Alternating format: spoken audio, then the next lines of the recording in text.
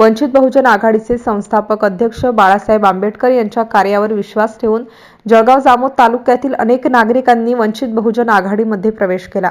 जळगाव जामोद शहरातील शासकीय विश्रामगृहात पार पडलेल्या एका विशेष सभेमध्ये वंचित बहुजन आघाडीचे बुलढाणा जिल्हाध्यक्ष देवा हिवराळे यांच्या प्रमुख उपस्थितीत 28 सप्टेंबर रोजी हा पक्ष प्रवेश सोहळा संपन्न झाला।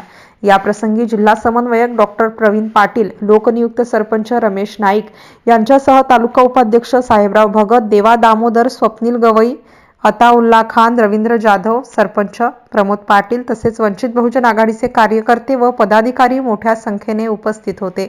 MCN न्यूज मराठीकरिता दिलीप इंगळे, जळगाव।